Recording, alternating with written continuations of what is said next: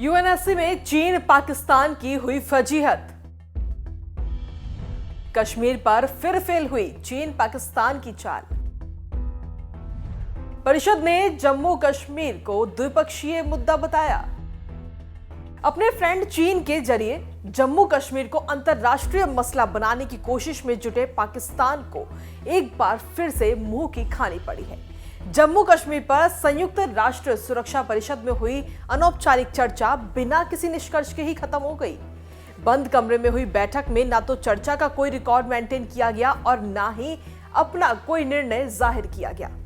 संयुक्त राष्ट्र में भारत के स्थायी प्रतिनिधि राजदूत त्रिमूर्ति ने एक ट्वीट करके कहा कि पाकिस्तान का एक और प्रयास विफल रहा। संयुक्त राष्ट्र सुरक्षा परिषद की आज की बैठक बंद कमरे में हुई थी, अनौपचारिक थी, इसका कोई रिकॉर्ड नहीं रखा गया और इसका कोई परिणाम भी नहीं निकला।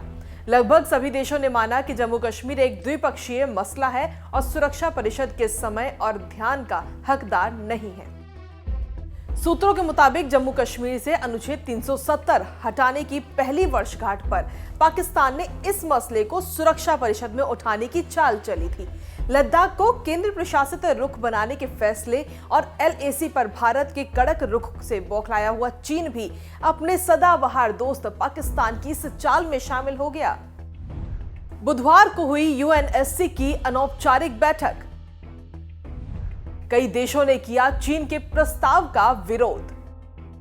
बुधवार को सुरक्षा परिषद के बंद कमरे में एक अनौपचारिक बैठक हुई। इस बैठक में अमेरिका के नेतृत्व में कई सदस्य देशों ने चीन के इस प्रस्ताव का विरोध किया और साफ कर दिया कि जम्मू कश्मीर भारत पाकिस्तान के बीच का द्विपक्षीय मामला है, जिसे इस फोरम पर नहीं उठाया जा सकता। इसके बाद में चर्चा बगैर किए किसी निष्कर्ष के ही इसको खत्म कर दिया गया। वहीं इस मुद्दे को लेकर भारत के विदेश मंत्रालय ने भी एक प्रेस रिलीज जारी कर कहा कि चीन ने एक बार फिर यूएनएससी में जम्मू कश्मीर को मुद्दा बनाने की कोशिश की। उसे अंतर्राष्ट्रीय समुदाय से कोई समर्थन नहीं मिला। ये पहली बार नहीं है कि चीन ने हमारे आंतरिक मामले को उठाने की कोशिश की है।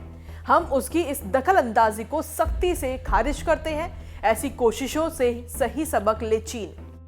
आपको बता दें कि भारतीय संसद से पिछले साल अगस्त में जम्मू कश्मीर और लद्दाख को अलग अलग राज्य का दर्जा देने को लेकर कानून पारित किए जाने के बाद से ही पाकिस्तान समय समय पर कश्मीर मुद्दे को उठाने का प्रयास करता रहा है। पाकिस्तान ने अपने इस अभियान को आगे बढ़ाते हुए सुरक्षा परिषद के स्थायी सदस्य चीन को अपने पक्ष में लाने का प्रयास किया, जिसके बाद चीन ने जनवरी में भी इसी प्रकार का एक प्रस्ताव सुरक्षा परिषद में लाने की कोशिश की थी।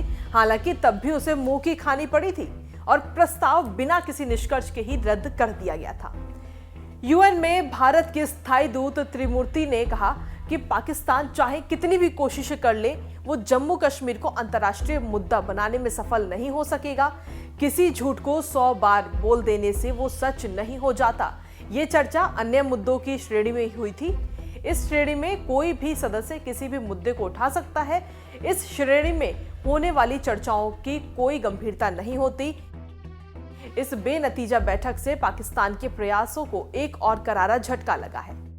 बताया जा रहा है कि पाकिस्तान के लिए शर्मिंदगी की बात यह रही कि अमेरिका ने बेनतीजा बैठक पर जोर दिया, जिस पर चीन ने भी अपनी सहमति जता दी। और यही नहीं, सुरक्षा परिषद के अन्य सदस्य देशों ने भी माना कि कश्मीर एक द्विपक्षीय मुद्दा है और इसका समाधान भारत और पाकिस्तान के बीच सीधे संवाद के जरिए होना चाहिए। इससे पहले चीनी दूत झांग जून ने पाकिस्तान में कहा कि चीन कश्मीर को लेकर गंभीर है। कश्मीर के हालात में कोई सुधार नहीं हुआ है। हम एक तरफा कार्रवाई का विरोध करते हैं, इससे स्थिति जटिल होगी। वहीं चीनी विदेश मंत्रालय ने भी उस दौरान इसी तरह की टिप्पणी की थी, जिसके बाद भारत ने इसे आंतरिक मामलों में हस्तक्षेप बताते हुए कड़ी प्रतिक्रिया दी।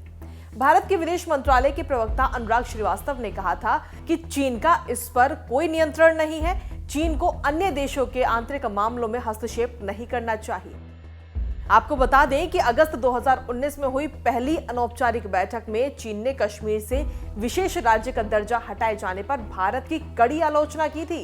हालांकि भारत ने अंतर्राष्ट्रीय समुदाय से साफ कहा था कि अनुच्छेद 370 का हटाया जाना उसका अपना आंतरिक मसला है।